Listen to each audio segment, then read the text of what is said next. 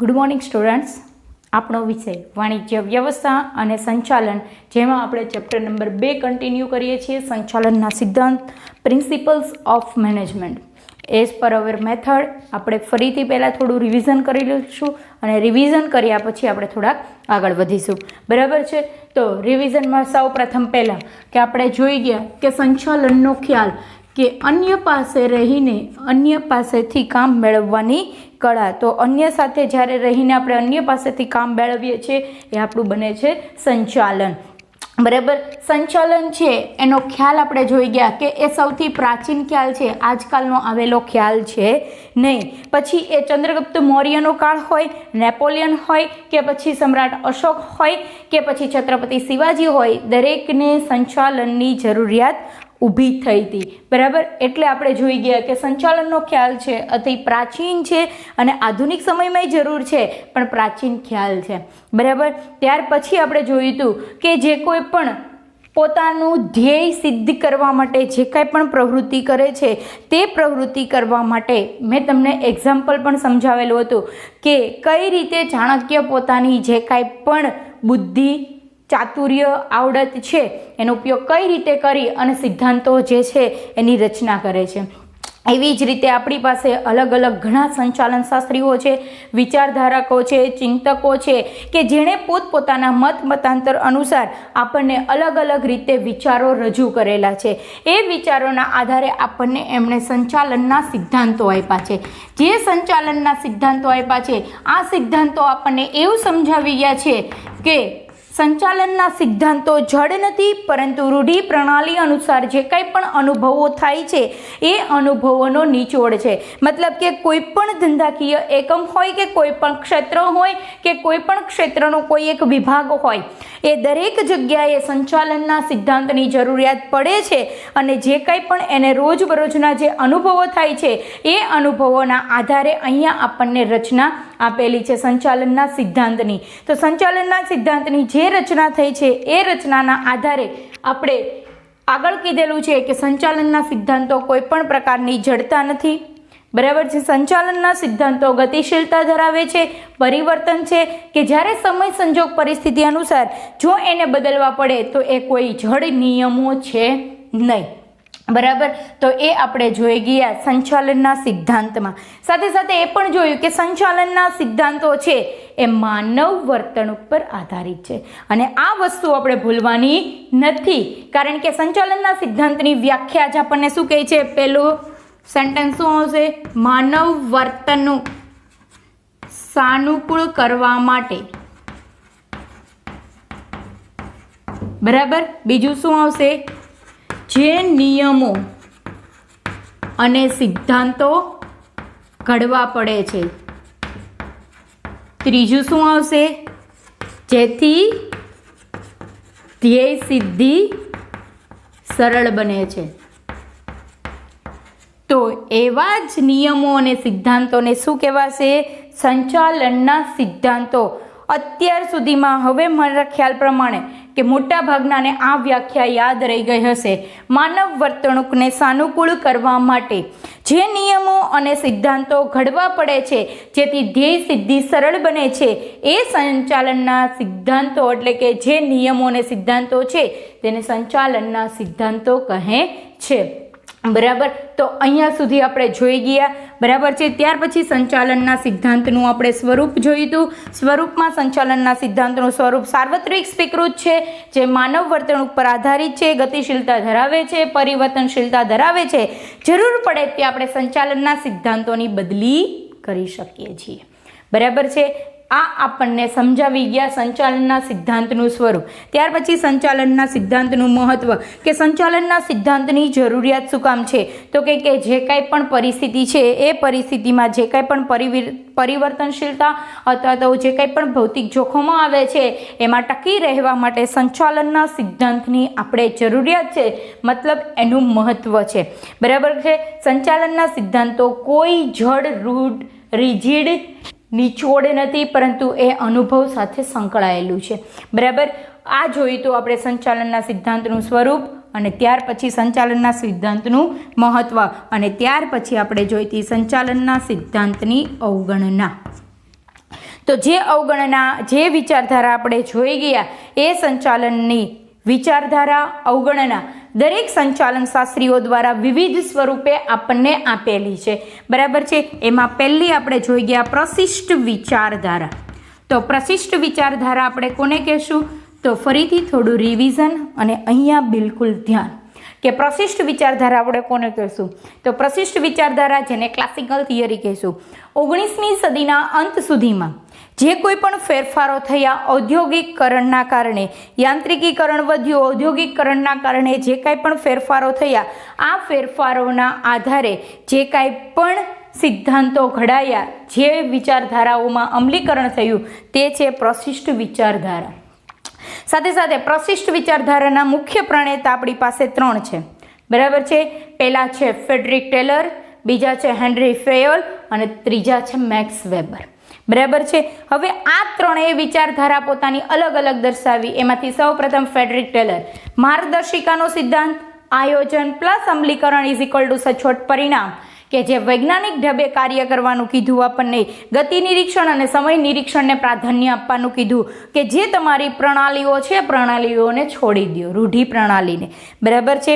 ત્યાર પછી આપણા બીજા સંચાલન શાસ્ત્રી most important Henri Fayol. Henri ફેયોલે વિવિધ કાર્યની સપાટીને મર્યાદામાં રાખીને આપણને સંચાલનના સિદ્ધાંતો આપ્યા, પરંતુ કયા? 14 સામાન્ય સિદ્ધાંતો છે, આગળ આપણે લર્ન કરવાના છે, બરાબર છે. અને મેક્સ વેબર કે જેને શોર્ટમાં કહી દીધું કે તમે ગુલામી છોડો ને અમલદાર શાહીનું અમલીકરણ કરો. તો એ આપણને શેનું પ્રદાન કરે છે? અમલદાર શાહીનું, જેમાં પ્રશિષ્ટ વિચારધારામાં. હવે પ્રશિષ્ટ વિચારધારામાં શું થઈ ગયું? તો કે પ્રશિષ્ટ વિચારધારામાં થોડીક મર્યાદા રહી ગઈ, કે જે મર્યાદા કે નાણાકીય ઉત્તેજન વધુ આપે છે, બરાબર. માનવીય સંબંધની અવગણના કરી નાખે છે ને અવૈધિક સંબંધને પ્રાધાન્ય નથી આપતા. તો આ આપણને આપેલું છે પ્રશિષ્ટ વિચારધારામાં. પ્રશિષ્ટ વિચારધારાને જે કાંઈ પણ ખામીઓ રહી ગઈ છે તેને દૂર કરવા માટેની બીજી થિયરી આપણી પાસે આવી, નવ પ્રશિષ્ટ વિચારધારા, neo classical theory, thoughts of neo classical theory. તો નવ પ્રશિષ્ટ વિચારધારા ક્યારે આવી? 20મી સદીની શરૂઆતમાં. તો 20મી સદીની શરૂઆતમાં જે પ્રશિષ્ટ વિચારધારાઓની ખામીઓને દૂર કરવા માટે સંચાલન શાસ્ત્રીઓએ જે કાંઈ પણ એનું પ્રદાન આપ્યું, જે બને છે નવ પ્રશિષ્ટ વિચારધારા. તો જે કાંઈ પણ એની ખામી હતી કે નાણાંને ઉત્તેજન આપેલું હતું, માનવીય સંબંધને અવૈધિક કરી નાખેલું, કે જેમાં કોઈ પણ પ્રકારની પ્રાધાન્ય આપેલું નહીં, તો આ જે કાંઈ પણ એની મર્યાદા છે એને દૂર કરવા માટે નવ પ્રશિષ્ટ વિચારધારા આવી. નવ પ્રશિષ્ટ વિચારધારામાં સૌથી મોટું પ્રદાન માત્ર એક જ વ્યક્તિનું, એલ્ટન મેયો, કે જેણે પોતાનો હોર્થોન પ્રયોગ સમજાવ્યો. અને હોર્થોન પ્રયોગ જે સમજાવ્યો તેના આધારે આપણે જોયું કે નવ પ્રશિષ્ટ વિચારધારામાં કે જો તમારે પ્રોડક્ટિવિટી જોતી હોય તો પ્રોડક્ટિવિટી માટે તમારે એક વ્યક્તિને સુપરવાઇઝર કરવું પડશે, અને સુપરવાઇઝર કરશો ત્યારે જ પ્રોડક્ટિવિટી મળશે. મતલબ કર્મચારીનું પણ એટલું જ ધ્યાન આપવાનું છે, માત્ર ને માત્ર નાણાં પ્રત્યે પ્રાધાન્ય આપવાનું નથી. કારણ કે પ્રોડક્ટિવિટી પ્લસ પ્રોફિટેબિલિટી ત્યારે જ આપણને સક્સેસ મળશે, અધરવાઇઝ સક્સેસ મળશે નહીં. એ બાબત આપણને શેમાં શીખવી ગયા? નવ પ્રશિષ્ટ વિચારધારામાં. નવ પ્રશિષ્ટ વિચારધારાએ પોતાની અલગ અલગ શાખાઓ અને પ્રશાખાઓને છૂટી પાડી. જે શાખાઓ અને પ્રશાખાઓ છૂટી પડી એના કારણે ફરીથી નવી વિચારધારાઓનું અર્પણ થયું, બરાબર. શાખાઓ અને પ્રશાખાઓમાં જેમાં એનો અલગ અલગ ભાગ પડ્યો, એ ભાગમાંથી એક ભાગ છે વર્તન સંબંધિત વિચારધારા, બીજી છે સામાજિક વ્યવસ્થા અને ત્રીજી છે સામાજિક તંત્ર, બરાબર. પરંતુ એમાંની આપણે જોવાની છે વર્તન સંબંધિત વિચારધારા. તો હવે આપણે આગળ વધીએ. વર્તન સંબંધિત વિચારધારા, થોટ્સ ઓફ બિહેવિયર થિયરી, બરાબર. તો બિહેવિયર કોનું? તો કંઈક કર્મચારીનું. કર્મચારી જે પોતે કામ કરે છે તેના અનુસંધાને જે કંઈ પણ એનું બિહેવિયર છે એ આપણને અહીંયા સમજાવેલું છે. હવે જો એકદમ પરફેક્ટલી અહીંયા ધ્યાન કોઈ પણ પ્રકારનું બીજી વસ્તુમાં ધ્યાન આપવાનું નથી, માત્ર અહીંયા ધ્યાન આપશો એટલે તમને ઓટોમેટિક બધું જ યાદ રહી જશે, બરાબર. હવે વર્તન સંબંધિત વિચારધારા શું કહે છે? કે સંચાલન આપણે શું જોઈ ગયા? અન્ય સાથે રહીને અન્ય પાસેથી કામ મેળવવાની કળા. તો જે કળા છે એમાં માનવીને આપણે ક્યાં રાખ્યું? તો માનવી કેન્દ્ર સ્થાને છે. માનવી કેન્દ્ર સ્થાને છે એટલા માટે ઉચ્ચ અધિકારી જે છે એ જે કાંઈ પણ કાર્ય સોંપે છે તે કાર્ય કોણે કરવાના છે? તો કે તે કાર્ય એમના નીચેના દરેક કર્મચારીએ કરવાના છે. હવે ઉચ્ચ અધિકારીએ સોંપેલા દરેક કાર્યો કર્મચારીએ કરવાના છે, પરંતુ આ કર્મચારી અધિકારી પાસેથી શું અપેક્ષા રાખે છે? કે એ દરેક વ્યક્તિ સાથે વર્તન કેવું કરે? ન્યાયી અને એક સરખું વર્તન કરે એવી અપેક્ષા રાખે છે. કોણ? કર્મચારી. તો કર્મચારી ઉચ્ચ અધિકારી પાસેથી અપેક્ષા તો રાખે છે, પરંતુ આ કર્મચારી પાસેથી ઉચ્ચ અધિકારીએ કામ લેવું સરળ છે નહીં. કારણ કે આપણને ખબર છે કે જ્યારે ઉચ્ચ સપાટીએ કોઈ વ્યક્તિ બેઠું હોય અને એના અંડરમાં કામ કરનાર વ્યક્તિ હોય ત્યારે કર્મચારીના માઇન્ડમાં પહેલું જ આવે કે એને તો બેઠા બેઠા ઓર્ડર કરવા છે, પરંતુ ખરેખર ત્યાંથી જે ઓર્ડર કરવા અને કર્મચારી પાસેથી કામ લેવું એ ખૂબ જ અઘરું છે, એ સરળ છે નહીં. એનું રીઝન શું છે? તો એનું કારણ માત્ર એક જ છે કે દરેક કર્મચારીનું વર્તન, માઇન્ડસેટ, એની જે કાંઈ પણ ભાવનાઓ છે કે જેની કાર્ય કરવાની ક્ષમતા છે એક સરખી હોતી નથી. 10 વ્યક્તિ હોય તો 10 વ્યક્તિના માઇન્ડ એક સરખા હોતા નથી. 10 વ્યક્તિના માઇન્ડ અલગ અલગ હોય છે. ઘરમાં જો 2 જણા રહેતા હોય અને માઇન્ડસેટ સરખા ન થતા હોય તો એમને તો કર્મચારીઓને સંભાળવાના છે. તો આ કર્મચારીઓના વર્તન કેવા હોય છે? અલગ અલગ હોય છે. એટલા માટે જ આપણે પ્રોફેસર ઉર્વિક શું કહે છે કે તમે તમારા માણસોને સાચવશો તો તમારા માણસો બાકીનું તમારું બધું જ સાચવી લેશે. કે તમે જો કર્મચારીને એકવાર સાચવી લેશો તો કર્મચારી આવનારો સમય પછી તેજી મંદીનો હોય કે પછી અન્ય કોઈ સમય હોય કે જેમાં તમારી પરિસ્થિતિ જોખમ વધી ગયું હોય તો આવા સમયે પણ કર્મચારી સાચવી લેશે. પરંતુ આવું ક્યારે શક્ય બનશે?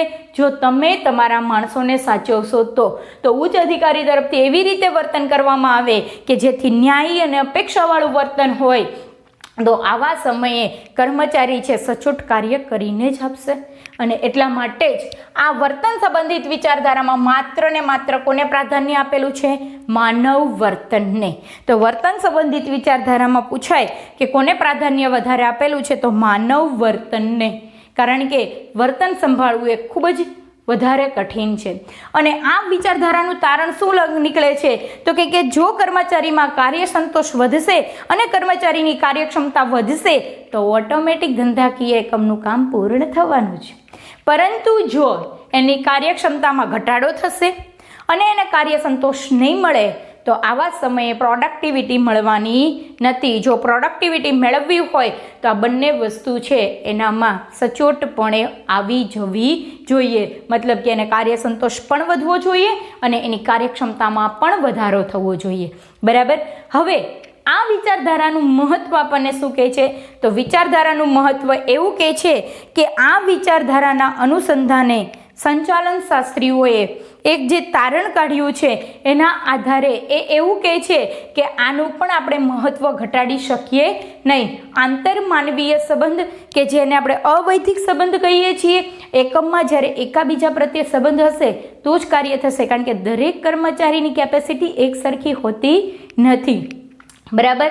ત્યાર પછી આપણને કહે છે કે જો નેતૃત્વ, લીડરશિપ એટલી સચોટ હશે અને લીડરશિપ એટલી સ્ટ્રોંગ હશે તો કોઈ પણ વિઝન અને મિશન હશે કમ્પ્લીટ થશે. ત્યાર પછી અભિપ્રેરણ કે કોઈ કર્મચારી ક્યારેક થોડોક નાસીપાસ થાય છે, ફ્રસ્ટ્રેશનમાં આવે છે, એટ ધ ટાઈમ કોઈ એમને પ્રેરણા આપે એવું હોવું જોઈએ, જેને મોટિવેશન કહીએ છીએ. ત્યાર પછી માહિતી સંચાર કે બંને વચ્ચેનો જો કોમ્યુનિકેશન છે, કોમ્યુનિકેશન ગેપ હોવો જોઈએ નહીં. એવું નહીં થવું જોઈએ કે એ ઉપરી અધિકારી છે ને હું નિમ્ન કક્ષાએ છું તો કઈ રીતે કોમ્યુનિકેશન કરવું, આવો કોઈ ક્વેશ્ચન આવવો જોઈએ નહીં. અને ઔદ્યોગિક ઝઘડાનો નિકાલ થવો જોઈએ.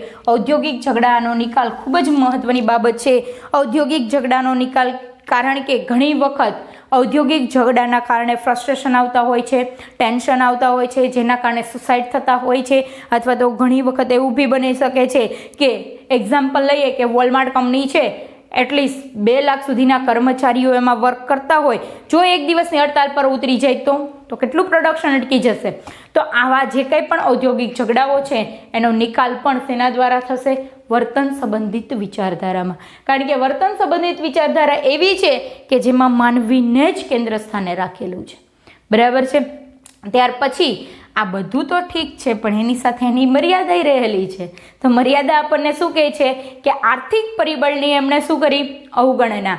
તો અહીંયા નાણાંને કોઈ ઉત્તેજન છે નહીં. આર્થિક પરિબળને અવગણના કરી નાખી એવું કહીએ તો પણ ખોટું નથી. સાથે સાથે ઉત્પાદકતાના ભોગે માનવીય સંબંધની જાળવણી કેવી છે? અશક્ય. હવે આર્થિક પરિબળની અવગણના કરી નાખી એટલે ઉત્પાદકતા તો મળે નહીં. તો ઉત્પાદકતાના ભોગે જો માનવીય સંબંધની જાળવણી રાખવી હોય તો એ તો અશક્ય છે. કારણ કે પ્રોડક્ટિવિટી તો ત્યારે જ તમને મળશે કે જ્યારે કર્મચારીમાં કાર્ય સંતોષ હશે. જો કર્મચારીમાં કાર્ય સંતોષ નહીં હોય તો ઉત્પાદકતાના ભોગે માનવીય સંબંધની જાળવણી છે એ શક્ય રહેવાની નથી. એ તો અશક્ય જ બની જશે. તો આ એની શું આવી જાય છે? બે મર્યાદા. પરંતુ એની પહેલાં ફરીથી થોડુંક આગળનું લઈ લઈએ. માનવ વર્તન સંબંધિત વિચારધારા. જો ખૂબ જ સહેલું છે લખવું.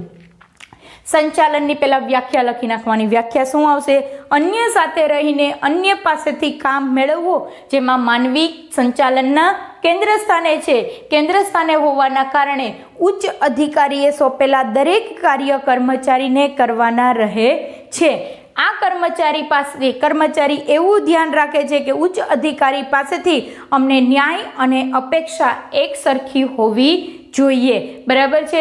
તો જે એક સરખું વર્તનની અપેક્ષા રાખે છે, ન્યાય એક સરખો મળવો જોઈએ એવી જે અપેક્ષા રાખે છે, તો એની સામે કર્મચારીએ પણ કામ સરળ કરાવવું પડશે. પરંતુ કર્મચારી પાસેથી કામ લેવું સરળ નથી, કારણ કે દરેક કર્મચારીનું વર્તન કેવું છે? ભિન્ન, અલગ અલગ છે. તેથી જ આપણને પ્રોફેસર ઉર્વિક કહે છે કે તમે તમારા માણસોને સાચવશો તો તમારા માણસો તમારું બાકીનું બધું જ સાચવી લેશે. પરંતુ ક્યારે? જો તમે તમારા માણસોને સાચવશો તો. એટલા માટે જ આ વિચારધારા છે એ સૌથી વધુ પ્રાધાન્ય કોને આપે છે? માનવ વર્તનને. કર્મચારીનું તારણ એ કહે છે કે કર્મચારી અને જે કાર્ય કરે છે તે કાર્યનો સંતોષ અને એની ક્ષમતા, આ કર્મચારીની બંને વસ્તુ છે એ જેટલી વધશે એના કારણે માનવ વર્તન જે છે એ સારું જ થશે.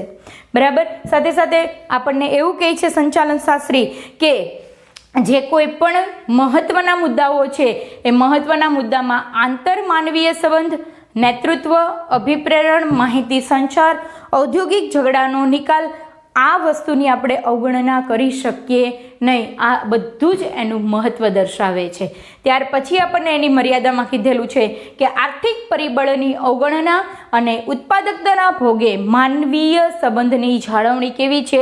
અશક્ય. કારણ કે જ્યાં તમે ઉત્પાદકતાનો ભોગ લ્યો છો કે એની સિચ્યુએશન આટલું પ્રોડક્શન થવું જ જોઈએ, તો આવા સમયે જ્યારે તમે ઉત્પાદકતા વધારો, પ્રોડક્ટિવિટી વધારવાનો પ્રયાસ કરો છો તો તમારે સંબંધ પણ જાળવવા પડશે. પરંતુ આ બંને વસ્તુ શક્ય રહેવાની નથી. કારણ કે ઉત્પાદકતા વધારવા માટે આપણે કોઈ એક કર્મચારી પર પ્રેશર વધુ કરશું, જેના કારણે બંને વચ્ચેના સંબંધ છે એ જળવાશે નહીં. તો આ જે વિચારધારા છે એ ત્યાર પછીની વિચારધારા કે વર્તન સંબંધિત વિચારધારા, થિયરી જે બિહેવિયર થોટ્સ છે એ આપણને આપેલું છે. બરાબર? ત્યાર પછી આપણને કીધેલી છે આધુનિક વિચારધારા. તો આધુનિક વિચારધારા કે જે અત્યારની વિચારધારા છે કે જે આપણને વર્તન સંબંધિત વિચારધારાની સાથે સરખામણી કરેલી છે. તો આધુનિક વિચારધારા શું કહે છે? તો 1960 પછી ઉદ્યોગો અને એકમમાં ખૂબ જ ક્રાંતિ આવી. ક્રાંતિ આવવાના કારણે આધુનિકરણ પ્લસ યાંત્રિકીકરણ બંનેમાં વધારો થયો. તો 1960 પછીનો જે કંઈ પણ સુધારો થયો, જેમાં ઉદારીકરણ, ખાનગીકરણ, વૈશ્વિકીકરણ પણ વધ્યું છે, જેના કારણે આપણા દેશમાં અને સાથે સાથે ઔદ્યોગિક અને યાંત્રિકીકરણ વધવાના કારણે એટલું બધું પરિવર્તન આવ્યું કે વિવિધ ક્ષેત્રોની જરૂરિયાત સર્જાય. વિવિધ ક્ષેત્રોની જરૂરિયાત મતલબ કયા કયા ક્ષેત્રો? પછી એ જેમ્સ એન્ડ જ્વેલરી ક્ષેત્ર હોય, સંરક્ષણ ક્ષેત્ર હોય, કે ઉદ્યોગમાં કોઈ પણ ઓટોમોબાઈલ ક્ષેત્ર હોય, કે પછી રમતગમતનું ક્ષેત્ર હોય, કોઈ પણ ક્ષેત્ર હોય, આવા વિવિધ ક્ષેત્રોની જરૂરિયાત પડી. જે વિવિધ ક્ષેત્રોની જરૂરિયાત પડી કારણ કે ઔદ્યોગિકરણ અને યાંત્રિકીકરણ થવાના કારણે માનવીનું બિહેવિયર બદલાણું, કે માનવીની પોતાની જરૂરિયાતો વધી, અને આ જરૂરિયાત જે વધીને એના કારણે વિવિધ ક્ષેત્રો વધ્યા. અને જે વિવિધ ક્ષેત્રોની જરૂરિયાત પડી એના માટે એક વિશિષ્ટ વર્ગની જરૂર પડી. કારણ કે દરેક વ્યક્તિ દરેક જરૂરિયાત સંતોષી શકે, નોટ પોસિબલ. એના માટે શું જરૂર પડી? વિશિષ્ટ વર્ગની જરૂરિયાત પડી અને જે વિશિષ્ટ વર્ગની જરૂરિયાત પડી એ બન્યો આપણો વ્યવસાયિક વર્ગ. હવે વ્યવસાયિક વર્ગમાં આપણને શેનો સમાવેશ કરવામાં આવ્યો? તો વ્યવસાયિક વર્ગમાં જે સમાવેશ કરવામાં આવ્યો એ સમાવેશ છે મનોવૈજ્ઞાનિક ક્ષેત્રનો, બરાબર છે, ત્યાર પછી આંકડાશાસ્ત્રનો, ત્યાર પછી ગણિત શાસ્ત્રનો, ત્યાર પછી કમ્પ્યુટર અને ત્યાર પછી ઇન્ફોર્મેશન ટેકનોલોજી અને એઝ વેલ એઝ હિસ્ટ્રી, સમાજશાસ્ત્ર. બરાબર. તો આ બધા જ વિષયો એવા છે કે જેની વ્યવસાયિક વર્ગે હિમાયત કરવામાં આવી. સંચાલન શાસ્ત્રી અને પ્રણેતાઓએ એવી હિમાયત કરી કે આટલા જે વર્ગો છે એ વર્ગોની ખૂબ જરૂરિયાતો સર્જાઈ છે અને આ જરૂરિયાતો માટે આનો એક વ્યવસાયિક વર્ગ ઊભો કરો. અને આજના સમયમાં આપણે જોઈએ છીએ કે આ બધાના જ વ્યવસાયિક વર્ગો એવા છે કે જે અતિ આધુનિક સ્તરે આગળ વધતા જ જાય છે કે જેના કારણે રાષ્ટ્રનો વિકાસ વધે છે. બરાબર છે. સાથે સાથે આ જે કાંઈ પણ વિચારધારા છે તે વિચારધારાના આપણને પ્રણેતા કીધેલા છે. તો વિચારધારાના મુખ્ય બે પ્રણેતા છે કુન્સ ઓડોનલ અને ડૉક્ટર જ્યોર્જ આર ટેરી. પરંતુ એમની સાથે સાથે આ પણ જે સંચાલન શાસ્ત્રીઓ છે કે એણે જે કાંઈ પણ ભાગ આપમાં ભજવેલો છે અથવા તો કે જે કાંઈ પણ પ્રદાન આપેલું છે તેને પણ ભૂલવું અશક્ય છે. તો એવી વ્યક્તિઓ કઈ છે? તો પીટર એફ ડ્રકર, ત્યાર પછી કે જેણે માર્કેટ ક્ષેત્ર આગળ વધેલું છે વિલિયમ ઓચી અને સી.કે. પ્રહલાદ. તો આ 5 વ્યક્તિઓ એવી છે કે જેણે આધુનિક વિચારધારામાં પોતાનું પ્રાધાન્ય આપેલું છે. જો આધુનિક વિચારધારા તમને 2 માર્ક્સમાં પૂછાય તો લખવી ખૂબ જ સહેલી છે કે 1960 પછી ઉદ્યોગો અને એકમોમાં ખૂબ જ માસ પરિવર્તન આવ્યું, એટલે કે ખૂબ જ વધારે પડતું પરિવર્તન આવ્યું અને જે પરિવર્તનો આવ્યા એના માટે વિવિધ ક્ષેત્રોની જરૂરિયાત ઊભી થઈ. વિવિધ ક્ષેત્રો માટે વિવિધ વિશિષ્ટ વર્ગની જરૂરિયાત પડી અને આ વિશિષ્ટ વર્ગ આપણને ખબર છે કે કયો વર્ગ હોવો જોઈએ? વ્યવસાયિક વર્ગ. અને આ વ્યવસાયિક વર્ગ માટે સંચાલન શાસ્ત્રીઓએ કોની હિમાયત કરી? તો મનોવૈજ્ઞાનિક, આંકડાશાસ્ત્ર, ગણિતશાસ્ત્ર, computer, information technology as well as સમાજશાસ્ત્રની હિમાયત કરી. અને જ્યારે એમની હિમાયત કરી ત્યારે એમની સાથે સાથે આ જે કાંઈ પણ વિચારધારા છે એના પ્રણેતા કોણ છે? કુન્સ ઓડોનલ અને ડૉક્ટર જ્યોર્જ આર ટેરી બંને મુખ્ય પ્રણેતા છે. પરંતુ બીજા પ્રણેતાને આપણે ભૂલી શકીએ નહીં. તે છે Peter F Drucker, William Ouchi અને સી.કે. પ્રહલાદ. તો અહીંયા આપણને સંચાલનના સિદ્ધાંતોની જે અવગણના અને વિચારધારાઓ આપેલી છે તે સંચાલનના સિદ્ધાંતની વિચારધારા અને અવગણના પહેલી છે પ્રશિષ્ટ વિચારધારા, ક્લાસિકલ થિયરી. બીજી છે નવ પ્રશિષ્ટ વિચારધારા, નિયો ક્લાસિકલ થિયરી. ત્યાર પછી ત્રીજી છે વર્તન સંબંધિત વિચારધારા, બિહેવિયર થિયરી. અને ત્યાર પછી આધુનિક વિચારધારા કે જે મોડર્ન કોન્સેપ્ટ આપણને આપેલો છે. તો આ બધી જ વિચારધારા એ છે કે જે વિચારધારામાં આપણને અલગ અલગ પ્રણેતાઓ છે, અલગ અલગ વર્તન છે, નાણાકીય ઉત્તેજન છે, અલગ અલગ વર્ગની આપણને હિમાયત કરવામાં આવેલી છે. અને આ બધી જ વિચારધારાઓને સાથે લઈ અને આજે આપણે ધંધાકીય એકમના વ્યવસાયિક વર્ગો આગળ વધી રહ્યા છે. તો આજે કંઈ પણ આપણને વિચારધારા અહીંયા એટલા માટે સમજાવેલી છે કે સંચાલનના સિદ્ધાંતો છે એ એમનું અમલીકરણ થયું નથી, પરંતુ આ બધી જ વિચારધારાઓના અંતે તારણ કાઢી અને સંચાલનના સિદ્ધાંતોને 2 ભાગમાં વહેંચ્યા. એક ફ્રેડરિક ટેલર અને બીજું હેનરી ફેયોલ. ફ્રેડરિક ટેલરે વૈજ્ઞાનિક સંચાલનના સિદ્ધાંતો આપ્યા અને હેનરી ફેયોલે 14 સામાન્ય સિદ્ધાંતો આપ્યા. આ બંનેના જે કાંઈ પણ સિદ્ધાંતો છે તે સિદ્ધાંતો આપણે આગળ લેક્ચરમાં જોવાના છે. પણ તેની પહેલાં આપણી પાસે વિચારધારાઓ કેટલી આવી? 4 પ્રશિષ્ટ વિચારધારા, 9 પ્રશિષ્ટ વિચારધારા, વર્તન સંબંધિત વિચારધારા અને આધુનિક વિચારધારા. તો આ ચારેય વિચારધારા આપણને અહીંયા સમજાવેલી છે. ચારેયની મર્યાદાઓ દૂર કરવા માટે થઈ અને એક પછી એક વિચારધારા આવી અને છેલ્લે વિચારધારા કઈ આવી? આધુનિક વિચારધારા. બરાબર. તો અહીંયા સુધી આપણને જે કંઈ પણ આગળના લેક્ચરમાં આપણે જોઈ ગયા સંચાલન, ત્યાર પછી સંચાલનની જરૂરિયાત, ત્યાર પછી સંચાલનનો ખ્યાલ અને સંચાલનના સિદ્ધાંતની જે જરૂરિયાત પડી કે જે કાંઈ પણ નિયમો, રૂઢિઓ, ધારણાઓ કે જે કાંઈ પણ અનુભવનો નિચોડ છે, ગતિશીલતા છે, પરિવર્તનશીલતા છે, માનવ વર્તન ઉપર સાનુકૂળ છે, આ બધી જ બાબતોને ધ્યાનમાં રાખી અને ત્યાર પછી આપણે આગળ વધ્યા એમનું સ્વરૂપ, મહત્ત્વ અને ત્યાર પછી વિચારધારાની અવગણના. હવે નેક્સ્ટ લેક્ચરમાં આપણે જોઈશું જોઈશું સંચાલનના સિદ્ધાંતો હવે શરૂ થશે. એમાં સૌપ્રથમ પહેલાં જોઈશું વૈજ્ઞાનિક સંચાલનના સિદ્ધાંતો.